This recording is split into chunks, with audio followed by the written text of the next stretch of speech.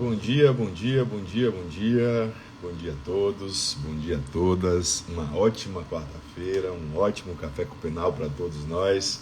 Começando aí o Café com Penal, já perdi as contas mais uma vez, salvo engano, episódio 111, tratando, claro, sempre da prática da advocacia criminal. Enquanto a galera vai chegando aí, ó, esse é o momento que você dá seu joinha, coloca para compartilhar, clica no aviãozinho para espalhar a live para o mundo todo, para todo mundo que é apaixonado pelo direito penal, para todo mundo que ama o direito penal e quer viver também da advocacia criminal. Aqui você vai encontrar conteúdo 100% voltado à prática da advocacia criminal. Quando a galera vai chegando aí, confirma, por favor, áudio tá beleza, vídeo tá tranquilo, que eu vou mandando um abraço para quem vai comentando aí. Doutor Glauber, bom dia, lindão. Eu adoro o lindão, velho. Amizade é tudo na vida. Um abraço, meu irmão. Eli Araújo, já virei seu fã, obrigado. Daniele Rezende também tá aí, aluna da EAC, galera do YouTube, doutora Rita, Roberto Ramos. Tudo certo, gente? Áudio e vídeo pra gente conversar? Massa! YouTube também? Show de bola. Então, queridos, aperta o play, Café com Penal, episódio 111 está no ar. E mais uma vez, é uma honra tê-lo aqui comigo todas as quartas-feiras pela manhã. Para quem é calouro, está chegando aí agora, nós temos um quadro todas as quartas-feiras que começa às 8 horas e 22 minutos, pontualmente, 8 horas e 22 minutos, e é para conversar com vocês um pouquinho sobre a prática da advocacia criminal, aquilo que eu vejo muitos estudantes, muitos advogados recém-formados, ou mesmo advogados de maior carga, vamos assim dizer, de maior tempo de profissão, mas que acabam não sabendo como lidar na prática, na realidade, com as nuances de um processo penal. Então, o nosso Instagram, o nosso Café com Penal é sobre isso. Ele visa orientar, nortear advogados criminalistas para conseguirem bons resultados no processo penal. E vez por outra, quem é já acompanhante antigo, a gente comenta também aqui alguns fatos da semana, né? E essa semana em especial nós temos alguns fatos para serem discutidos. É sobre isso o Café com Penal. Primeiro, assunto prático. Vou falar de alegações finais, que é a peça mais importante do processo penal, tá, gente? E no final, vou falar um pouquinho sobre esse caso aí emblemático, midiático, que chocou o país, que é o caso do tio Paulo, da cidadã suposta cuidadora, suposta sobrinha, que teria levado ele a uma agência bancária, com ele já morto, falecido, visando aí receber o dinheiro do empréstimo. Claro, vocês me conhecem, aqui eu não sou leviano, não tive acesso ao processo, minha análise é abstrata, com aquilo que foi noticiado, e tudo na vida tem dois lados. Vou trazer aqui pontos importantíssimos e interessantes, tá, gente? A advocacia é assim, o direito é assim, é olhar as coisas de ângulos diferentes. E vou trazer para vocês aqui tanto aspectos defensivos, crime impossível, ausência de dolo, quanto aspectos acusatórios, né? Vilipêndio ao cadáver, estelionato, furto, o que é. Então, nosso Café com Penal hoje é dividido em duas partes. A primeira, prática, o que fazer, como fazer, alegações finais. E a segunda, análise dos fatos da semana. Vamos para cima? Massa! Essa é a hora, ó, meu querido professor blogueiro, é assim, conteúdo de qualidade toda manhã, mas lembre de dar seu joinha, lembre de colocar aqui, ó, a sua setinha para compartilhar. E quem é do YouTube também, seja muito bem-vindo. Estamos ao vivo nas duas plataformas. Afinal, eu sou velho, mas eu sou moderno. Queridos, agora que já nos apresentamos, reapresentamos, expliquei como funciona o quadro, para que serve o Café com Penal, vou tocar num ponto muito importante para você que é ou quer ser advogado criminalista, algo que a gente discute muito lá nas escolas de advogados criminalistas. Sempre me perguntam, Caio, qual é o momento crucial do processo? Eu até brinco, né?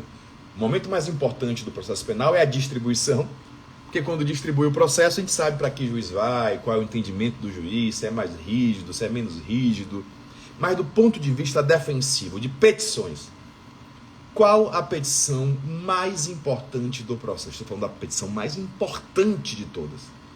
Eu não tenho nenhuma dúvida em afirmar que é a alegação final, que são as alegações finais. Por quê? E é importante entender, eu começo sempre justificando a escolha do tema. Gente, certa feita conversamos aqui sobre resposta à acusação, e diferente lá do processo civil, na resposta à acusação, você não precisa rebater as coisas. No processo civil, se você não contesta, há uma presunção de veracidade dos fatos, aqui não. A RPA é quase que uma peça dispensável. Tecnicamente não é dispensável, mas na prática, agente advogado não antecipa mérito em RPA. A gente apenas faz uma negativa geral, conforme o caso, arrola as testemunhas e se reserva o direito de trazer os elementos durante a instrução. Então percebam que quase 90% dos casos, a primeira petição não fala nada de direito, para não antecipar para a acusação, e é uma estratégia interessante na maioria dos casos.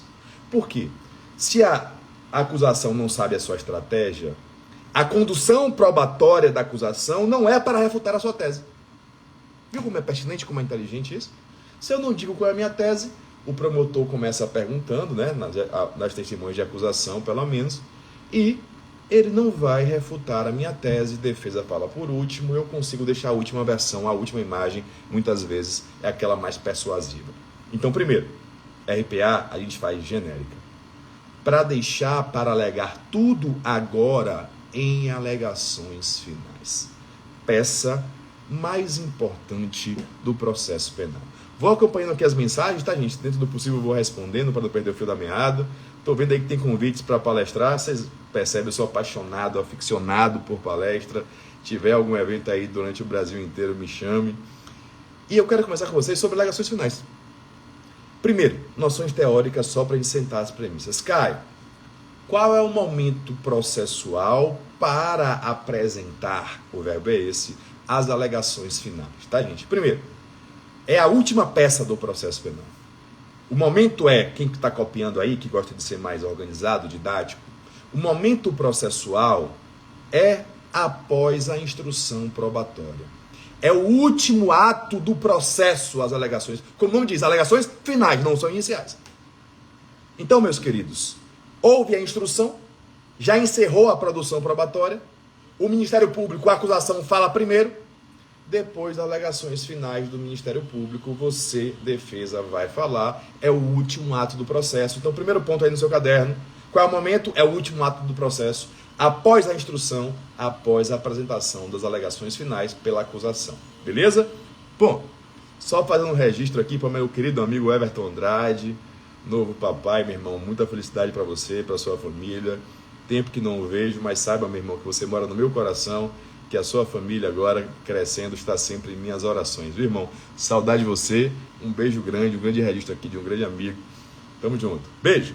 Queridos, primeiro ponto, momento.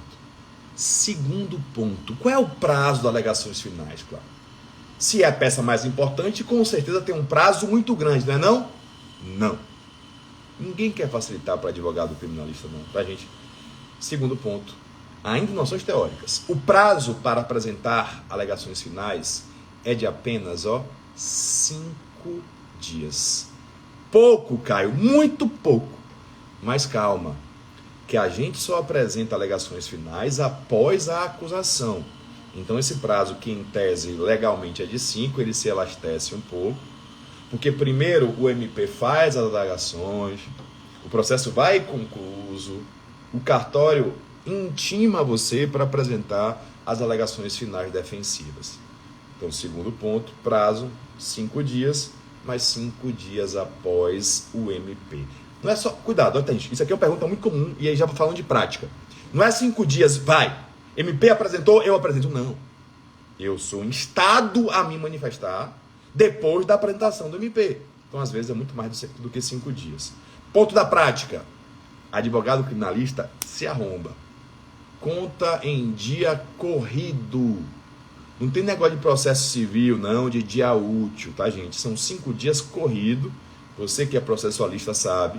Só não pode começar nem terminar em dia não útil. Então, por exemplo, gente, fui intimado hoje, segunda. Começa a contar amanhã. Terça, quarta, quinta, sexta, sábado é o dia final. Como sábado é dia não útil, prorroga para o dia útil seguinte, que seria segunda-feira. Então, cuidado com a quantidade de prazo, viu, gente? São 5 dias corridos, só que não termina, nem começa em dia não útil. Mas no meio conta, quer ver? Quero. Fui intimado quinta-feira. Vamos ser que está aí do outro lado, vá? Conversa comigo. Quinta-feira eu fui intimado para um prazo de 5 dias. Vence quando? Quanto que eu tomo aqui mais um gole desse café maravilhoso. que eu trouxe da Chapada Diamantina, em especial, região do Capão. Tô até com saudade lá. Nosso café com penal do lado de lá foi bem bacana. Então, de novo, chuta aí, gente. Quinta-feira eu fui intimado para apresentar uma alegação final em 5 dias, doutor Rogério. Meu mentorando tá por aí voando também, meu irmão. Conta o prazo para mim aí, vá. Quinta, 5 dias, vence quando essa zorra? Oi, galera do YouTube tá mais para frente do que vocês aqui, ó. Allen terça, aluno da EAC, Mayala terça, Portinari quinta, o resto finge que não sabe ou não sabe mesmo. Gente, qual é o detalhe, viu, Portinari? Esse era o ponto que eu queria. Quinta-feira começa a intimação. Boa, Rose, um abraço, minha amiga. Primeiro dia é sexta, segundo dia é sábado, terceiro dia é domingo, quarto dia é segunda, quinto dia é terça. Então, gente, terça-feira mesmo. Qual é a pegadinha aí que conta sábado e domingo? Se não contar, seria quinta. Mas conta sábado e domingo no processo penal, só não pode vencer, só não pode iniciar. Olha que coisa boa, começa a me empolgar. Mas fique tranquilo que nossas lives são rápidas, tá? Estou ainda em noções teóricas. Primeiro, momento. Segundo, prazo. Terceiro ponto, professor muito chato didático. Forma. E aqui está o pulo do gato. Quem é da Escola de Advogados já assistiu o módulo de audiência, vai agora estar disponível o módulo de alegações finais, com modelos, enfim, bem completo. Mas como é a forma das alegações finais? Você do outro lado, tome cuidado. Se eu sigo a lei, leia-se Código de Processo Penal, gente. Olha que coisa interessante.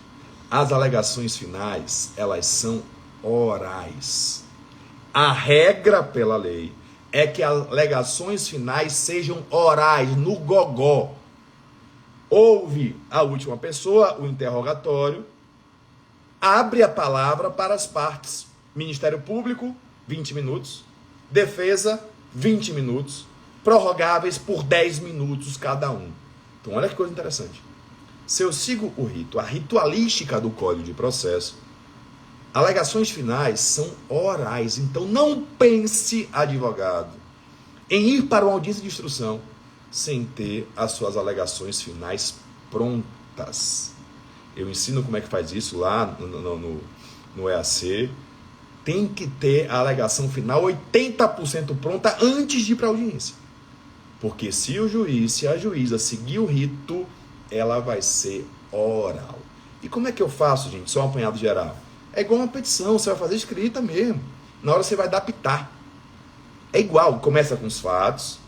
Trata-se de ação penal movida pelo Ministério Público, oral, gogó, mais reduzido. De ação penal movida pelo Ministério Público, imputando a Tício o crime de estelionato na forma tentada, por supostamente ter tal. Ponto. Contudo, não é a realidade dos fatos. E começa a fazer o seu direito. Legítima defesa, crime impossível, seja lá o que for.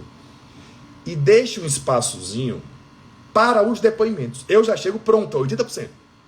Sabe por que a defesa sai na frente aqui? Primeiro, você tem acesso, geralmente se tem acesso às testemunhas ouvidas no inquérito de acusação. Então, se você é bem preparado, você já sabe o que o povo disse, velho. Olha que coisa interessante. Você já sabe o que o povo disse. Vixe, caiu. Acho que a galera do YouTube deu chabu aqui. Segura aí, viu, gente? Osso do ofício.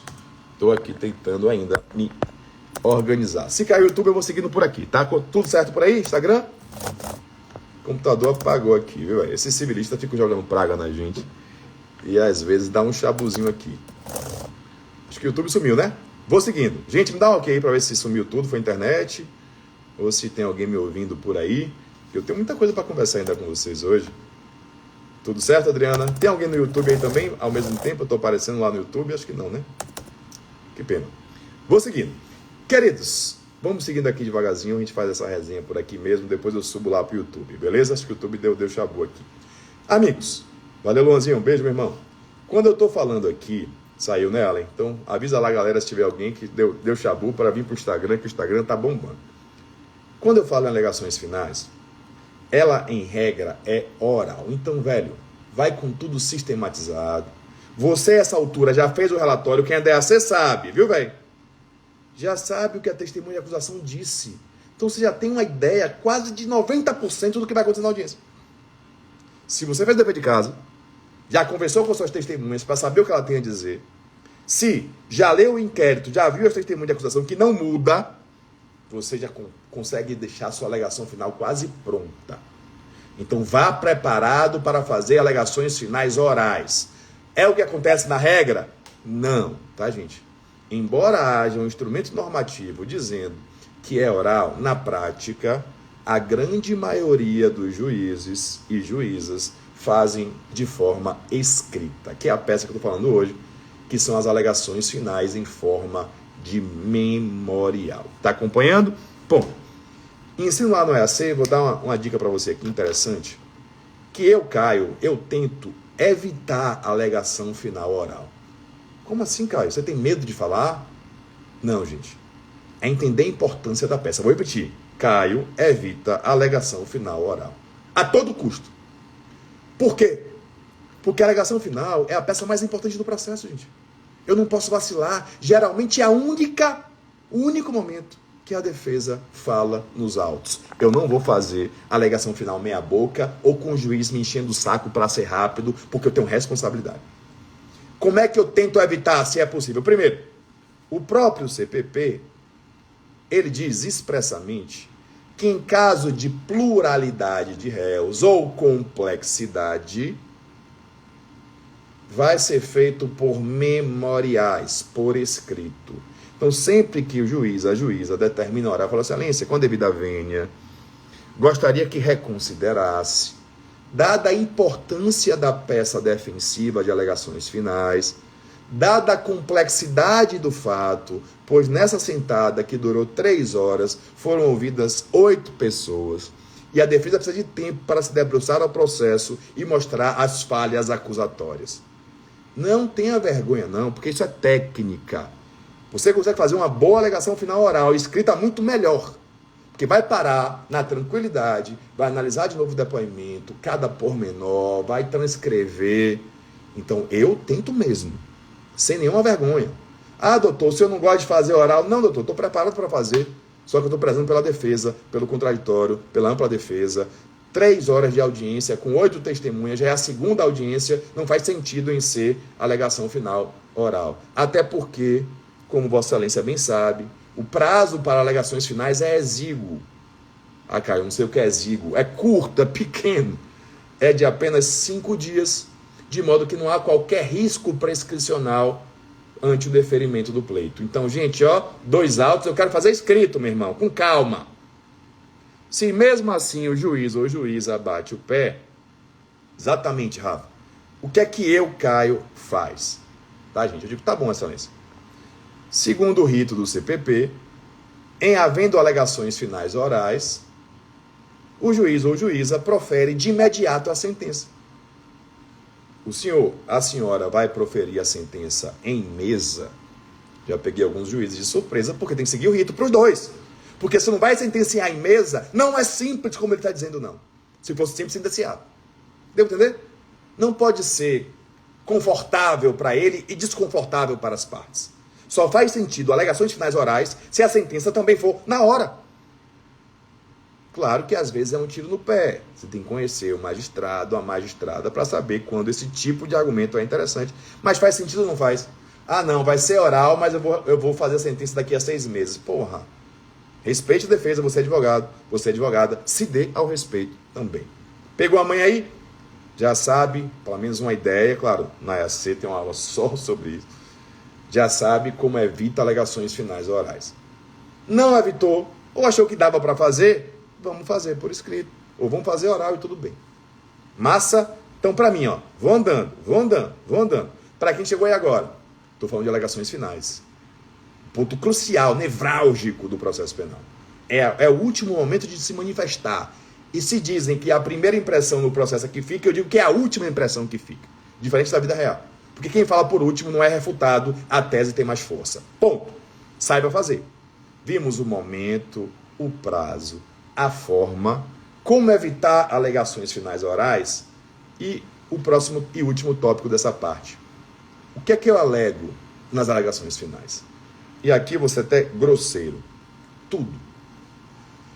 Absolutamente tudo que possa beneficiar o seu cliente. É a peça que eu tenho que alegar tudo. Tudo que eventualmente foi alegado na instrução, na resposta à acusação. Então é o momento oportuno para falar de nulidades. Mesmo se ela, cuidado, ó, mesmo se elas já foram afastadas pelo juiz lá depois da RPA. Então aqui vai ser nulidade, inviolabilidade de domicílio, interceptação telefônica. Acontece muito, viu, gente? Flagrante que não é flagrante, fruto da árvore envenenada, reconhecimento de pessoas que não está no rol do artigo 226, sem respeitar o rito do artigo 226. Então, primeira ideia, alego todas as nulidades possíveis, todas, mesmo que já foram alegadas antes. Está acompanhando? Não tenha medo não, viu? Porque quantas vezes a gente só consegue anular um processo em apelação, alegou em RPA que houve violação do domicílio, que entrou na casa dos outros por denúncia anônima, o juiz deu porrada. Reiterou em alegações finais, o juiz deu porrada, você vem batendo tanto que é possível que lá no tribunal você tenha êxito na sua tese de nulidade. Ponto. Além das nulidades, as alegações finais é a peça processual adequada para tratar de prova. E aqui é o ponto crucial. Aqui você vai discutir muito mais do que na RPA, autoria e materialidade. Aqui você vai discutir o princípio do indúbio pro réu. Como é que eu faço isso, Caio? Em alguns segundos aqui. Gente, você precisa se debruçar na produção probatória, tanto elementos de informação do inquérito quanto de agora. Você precisa mostrar inconsistências acusatórias. Você precisa mostrar pontos de divergência. Eu não entendi.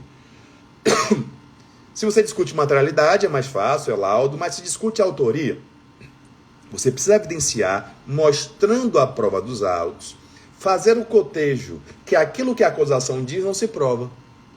Por exemplo, fulano de tal disse que foi cicrano, que o ato foi 7 horas da noite no Bonocô. Só que lá no inquérito, fulaninho falou que foi 5 horas da tarde em Ondina. Um exemplo esdrúxulo aqui. O que é que você vai ter que fazer? Mostrar nos autos que não há fundamento sólido para a condenação, porque para condenar eu preciso de certeza, eu preciso de uma dúvida além do razoável. Então eu preciso aqui me debruçar na prova dos autos. Do tipo, no inquérito policial, fulano de tal, já deixo pronto.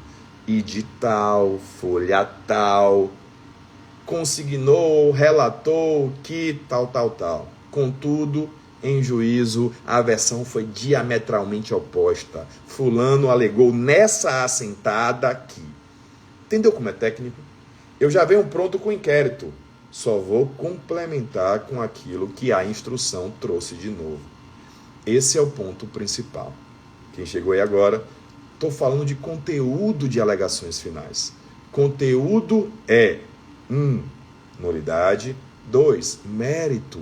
É aqui que você vai fazer a peneira, velho. Mostrar tudo que não foi provado, todas as contradições. Às vezes eu abro um tópico das contradições, 10, e vou explicando.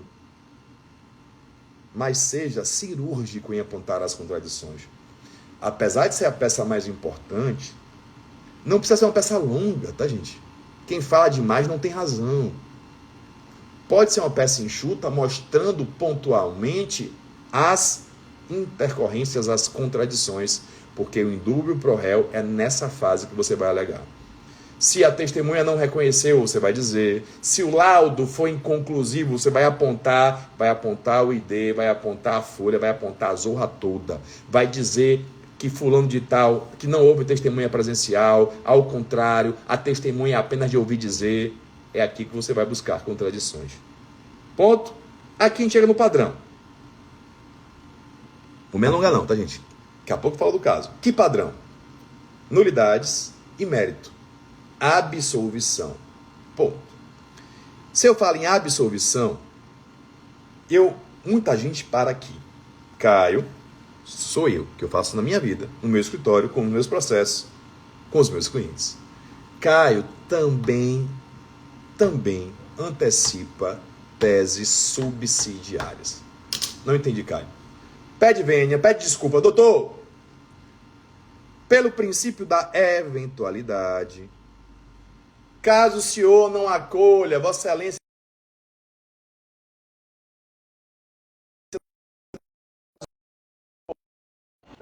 travou. Caso o senhor não acolha a tese absolutória, requer subsidiariamente que... Aí eu falo de 3 coisas.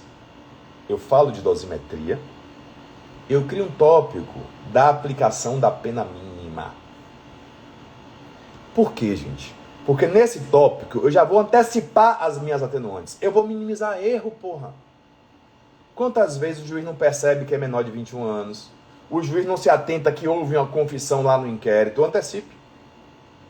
Isso minimiza erro, minimiza trabalho em apelação. Então eu crio um tópico de pena mínima, de dosimetria, já apontando antecipadamente, em caso de condenação, quais seriam os atenuantes aplicáveis ao caso. Crio um outro tópico, trazendo o regime, depende do caso, eu peço um regime aberto, e, conforme o caso, eu também abro um tópico para falar de penas restritivas de direitos. Então eu trago teses subsidiárias, repetindo dosimetria, antecipando atenuantes, pedindo a pena mínima, eventualmente. Fixação de um regime mais favorável. Possibilidade de pena alternativa, claro, se couber pena alternativa ou SUSI, eu já antecipo, gente. Várias vezes eu me deparei com sentenças que caberia uma pena alternativa e o juiz sequer analisou. Às vezes não identificou, não viu que tinha um atenuante. Eu, Caio, eu antecipo. Ponto. Missão 1 cumprida. Me dá um feedback aí, tá tudo certo, me ouvindo, pegou alguma manha aí de alegações finais. É sobre isso o Café com Penal, tá, gente? 20, 30 minutinhos para conversar com você da prática, para mostrar para você que a prática é diferente da teoria e, claro, quem é aluno da Escola de Advogados Criminalistas tem acesso a tudo isso durante um ano, com material, enfim. Encerramos, muita gente perguntando, a última turma recente, tá, gente? Não tenho previsão de abrir a nova turma, mas você vai acompanhando aí, em breve a gente abre uma lista de espera, beleza? Queridos que ficaram aí até o final, prometi falar um pouquinho, tem tempo que eu não falo de fatos, né? Eu sempre tomo um bocado de pedrada quando eu falo dos fatos. Um fato, eu vou chamar de inusitado, tá? Mas não deixo de dizer que é grave.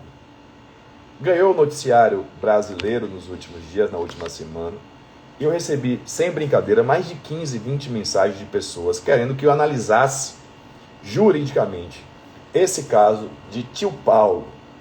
Para quem não sabe, contextualizando, eu acho que todo mundo sabe, o caso emblemático de Tio Paulo, que ganhou o noticiário noticiário do Brasil, por assim dizer, ele é um caso emblemático, que tem várias discussões jurídicas, teóricas, inclusive. E esse caso do Dr. Paulo, do Tio Paulo, uma cidadã, que não se sabe ao certo se é sobrinha, se é cuidadora, enfim, alguém que era responsável pelo senhor, teria levado ele a uma agência bancária, e vocês devem ter visto o vídeo, eu vi também, e ele, falecido, tentou fazer que ele assinasse para receber o numerário de um empréstimo. Foi basicamente esse o fato, e vejo muita gente falando aí, teses divergentes, não concordo com a grande maioria. Vou trazer aqui a minha concepção. E o Tribunal de Internet caindo de porrada, como sempre, com certeza, com certeza, com certeza. Fechou? Bom, queridos, pega no gancho de Fred. Ó, Fred, você chegou atrasado, viu, doutor Fred? Você está atrasado, já está no ponto anterior.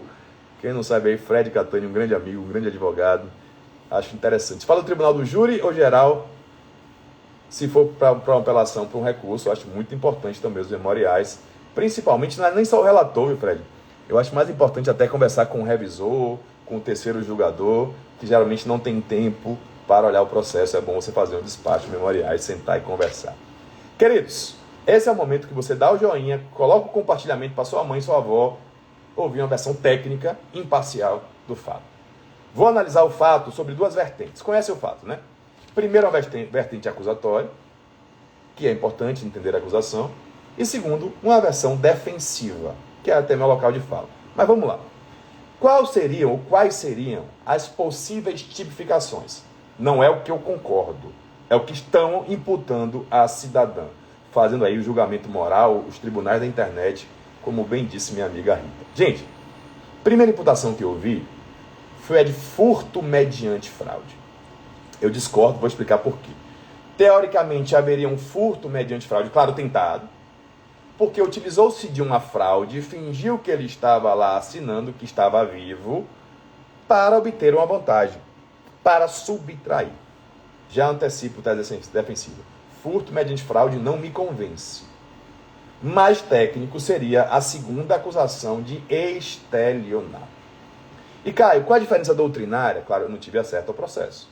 Qual a diferença doutrinária entre furto mediante fraude e estelionato? Simples, gente. No furto mediante fraude, o verbo continua a subtrair. No furto mediante fraude, eu não tenho o consentimento da vítima. Eu uso uma fraude para diminuir a vigilância, mas eu subtraio porque é furto. No estelionato, não. Eu costumo dizer nas minhas aulas de graduação que o estelionato, a origem etimológica do termo, estelionato vem de estélio. Estélio significa camaleão. O que camaleão faz? O camaleão, através do mimetismo, ele altera a tonalidade da sua pele. Para quê, Caio? Para enganar. É o famoso lobo em pele de cordeiro. O camaleão quer enganar as presas e predadores. É o que o estelionatário quer fazer também. Por isso, muito interessante a nomenclatura do estelionato vindo de estélio. É por isso que me chamam de fenômeno. O cara sabe de tudo. Biologia, física, química, enfim.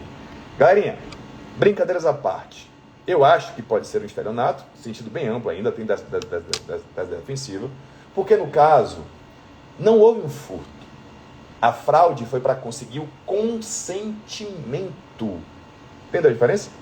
Se eu vou à joalheria com a doutora Janine Gonais e peço à doutora Janine Gonais para distrair o vendedor, e é muito fácil para ela, dada a sua conversa boa e a beleza física também, ela... Tô dando ideia não, viu? Distrai o vendedor, eu ponho um negócio, fraude para diminuir a vigilância e eu subtrair. Mas se eu chego lá com a conversa mole, digo que eu sou ourives, é ótimo, digo que eu sou ourives, que eu vou fazer uma análise de tal peça e alguém me entrega, é estelionato. Tranquilo? Então, nesse caso, pelo que foi dito na mídia, eu não acho que é furto mediante fraude. Seria, em tese, estelionato, primeira imputação. Vou falar depois se é tentado, consumado. Uma segunda imputação plausível seria a falsificação de documento, que ela tentou falsificar o documento, que eu ouço dizer, não concordo. E a terceira, mais robusta, chamada vilipêndio a cadáver. Então, ó, são 4 imputações que estão fazendo: furto mediante fraude, estelionato, falsidade documental e vilipêndio a cadáver. Caio, eu não sei o que é vilipêndio a cadáver, não. Tem um artigo no Código Penal 212 chamado vilipêndio a cadáver. Muito simples. O que é vilipêndio a cadáver? Diz o artigo: é crime vilipendiar cadáver ou suas cinzas. Não ajudou, Caio. Vilipendiar, do português, é tornar vil, é aviltar. Sujeito, por exemplo, que urina em um morto para ofender a sua memória. Sujeito, por exemplo, Fred, que pratica a necrofilia, que pratica ato sexual com decujos, seria um vilipêndio ao cadáver. Esse é o ponto de vista acusatório. Bom, mais confortável para mim falar de defesa. Quais são as teses defensivas muito plausíveis aqui? Primeiro, furto não há para mim. Segundo, se há um estelionato, ele jamais atingiu a sua consumação. Então a primeira tese, frágil ainda, que seria um estelionato tentado, pois tentou induzir a erro mediante fraude para oferir uma vantagem econômica indevida. Supondo que são verdadeiras. E aí já aplicaria a consunção com o eventual crime de falsificação. Não é falsificação, estelionato. Súmula 17 do STJ, quando falso se exaure no estelionato sem mais potencial lesivo, é por este absorvido. Então não há que se falar em falsificação de documento. E se fosse estelionato, seria tentado. Beleza? Massa. Bora para as teses melhores aqui, tá, gente? Primeiro, Queridos, com relação ao estelionato, uma tese plausível, eu não sou juiz, eu sou advogado, eu iria fazer o requerimento, é a tese de crime impossível. Perceba que a coisa virou uma piada nacional e eu ouvi várias pessoas dizendo que não tinha aptidão para enganar, que era facilmente perceptível aquela fraude. Boa, Rose, bem por aí. Ó, pegou no gancho. Isso seria, para mim, uma hipótese, ó, combinamos, de crime impossível. Foi minha aluna, né, velho? Por ineficácia absoluta do meio. Caio, mas ela queria enganar, não importa. No Brasil não é teoria subjetiva, é objetiva. Na prática, se eu consigo evidenciar que a fraude era risível, na prática, se eu consigo evidenciar que não havia a possibilidade concreta, real, de enganar, de induzir a erro, uma tese plausível seria o crime impossível. E aí seria a atipicidade e a absolvição. Para quem me acompanha, a Chilene já saiu, é quando eu trago aqueles casos que eu mato, entre aspas, minha sogra que já estava morta. Eu quero matar, disparo, mas já estava morta antes do tiro. Não importa querer, tem que ser possível. Nesse caso é propriedade do objeto. No caso que eu citei, ineficácia absoluta do meio. Então, uma tese, eu não sou juiz, não tive acesso ao processo, você está aí, Aline? Eu apenas estou trazendo aspectos defensivos, como trouxe acusatório. Segunda, também tentaria afastar o vilipêndio ao cadáver. Para haver crime de vilipêndio ao cadáver, tem que ter o dolo de vilipendiar. E parece-me, que ali não há nenhum intuito de vulgarizar, de aviltar, de humilhar o cadáver. Se há, é um intuito financeiro. Então não tem dolo de vilipêndio. Se não tem dolo, não tem zorra de porra de crime. Segundo a tese defensiva, ausência de dolo de vilipendiar. Entre outras, tá, gente? Terceira tese defensiva. Essa muita gente trouxe. Desculpa, estão se discutindo aí por laudos periciais, mas forçado um pouco, que ela não havia percebido a morte. Aí é o dolo mesmo de estelionato, a ausência de dolo de estelionato. Sim, Rita. Então a terceira tese plausível seria não ter percebido um erro mesmo, que era um de cujus, um defunto. Existe discussão se ele entrou na agência com vida ou sem vida, mas é também mais uma tese defensiva plausível. Mais duas. Então, ó, afastaria o estelionato por crime impossível, afastaria o furto porque não é furto, tentaria afastar o vilipêndio ao cadáver por ausência de dolo, discutiria a questão do dolo, do erro também no estelionato, e foi noticiado pelo advogado, eu não tenho acesso à prova dos autos, que a cidadã estava em tratamento de alguma patologia. Isso, Rogério, eu vi isso. Tratamento de uma patologia, e o remédio poderia tirar o seu discernimento. Um dos efeitos colaterais do remédio são possíveis alucinações, desconformidade com a realidade. Então seria uma possibilidade defensiva, nem tão defensiva assim, a inimputabilidade. E aí, tecnicamente, tá, gente, caberia a instauração de um incidente de insanidade mental. Teria que fazer perícia, se já não foi feito perícia, juntar esses laudos periciais anteriores, mas seria também uma tese plausível de inimputabilidade. Então, para fechar, estou até me alongando aqui, vida corrida, tudo certo por aí? Então, falamos de alegações finais, 2 minutos eu encerro. Vi ponto de vista acusatório, claro, um resumo, ponto de vista defensivo. E pouca gente eu vi discutindo, para mim, a maior teratologia. Discutir que crime é, vai ser na instrução processual, não é o delegado que vai dizer qual é o crime, tampouco o Ministério Público, pelo menos não de início. Isso vai ser discutido numa instrução processual. Teses como crime impossível, teses como falta de dolo, demandam muitas vezes produção probatória, então não creio que vai haver absolvição sumária, isso vai ser durante um processo. Mas o que mais me chocou, e aí uma referência aos alunos da EAC que estão entrando aí direto, Danilo, Marcelão, Rita, gente, foi a prisão. Para mim, eu não consegui entender ainda qual foi o argumento utilizado para a decretação da prisão preventiva. Eu acho que é apenas o simbolismo do direito penal. Para quem não sabe, no Brasil, na teoria pelo menos, depende do destinatário, seletividade, muita gente falando aí do caso do Porsche, a prisão não se sustenta, gente. Para haver uma prisão preventiva, para romper a presunção de inocência, eu preciso de requisitos muito específicos. 312, 313 do CPP e com toda a licença e respeito por decisões judiciais, eu não vejo nem um respingo de requisitos para a prisão preventiva.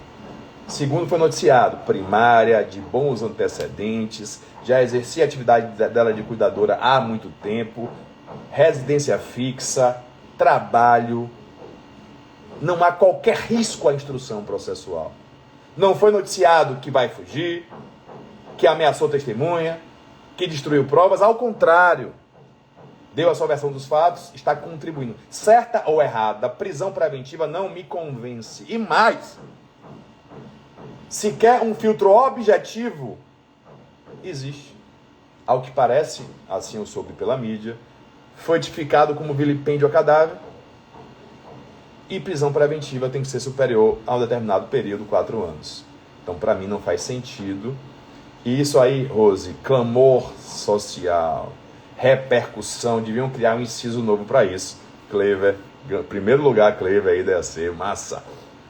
Não tem nenhum fundamento sólido para a manutenção da prisão preventiva. Seja o próprio caput, seja... Não tem ordem pública, velho. Pelo amor de Deus, velho. Por favor. Vamos acabar com seletividade. Muita gente me questionando. O caso do Porsche está solto. Que, convenhamos, do ponto de vista objetivo, é muito mais gravoso. Um possível homicídio em dolo eventual.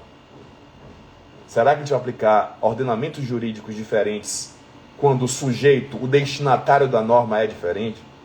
Fica aí a reflexão. Não sou juiz, não tenho acesso às provas, mas pelo que eu ouvi, não há nenhum fundamento para decretação, tampouco manutenção da prisão preventiva. Ao que parece foi utilizar mais uma vez o direito penal como um simbolismo para conter o clamor social, já que houve já um julgamento do tribunal da internet, midiático. Mas essas são as minhas considerações. Tranquilo? Queridos amados amigos, vamos chegando ao final mais uma quarta-feira. Todas as quartas-feiras estou aí. Quem está chegando aí agora, obrigado, meu irmão. A ideia é essa, 30, 40 minutos conversando sobre a prática da advocacia criminal e conversando também sobre fatos da vida real, fatos cotidianos. O direito penal, infelizmente, ele pulsa na sociedade. Já tem vários fatos aí que me mandaram também essa semana. No próximo café eu faço também essa análise. Fechou? Para quem não me conhece, chegou aí agora, meu nome é Caio Rangel. Eu sou idealizador da Escola de Advogados Criminalistas, o curso mais completo voltado a você que quer ser um advogado criminalista de sucesso. Aqui, claro, eu trago, Rita, várias e várias considerações, mas não temos tempo hábil para se adentrar às minúcias. Para você que já é aluno da escola, que é aluno recém-ingresso da escola, obrigado pela confiança, tenho certeza que vamos voar juntos. Gente, muito obrigado por tudo.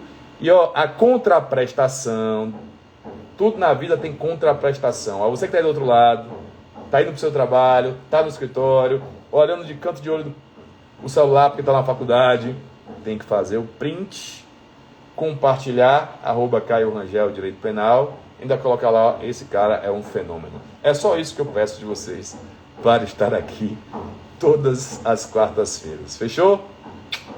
Beijo grande, fiquem com Deus e até a próxima quarta. Beijo, gente.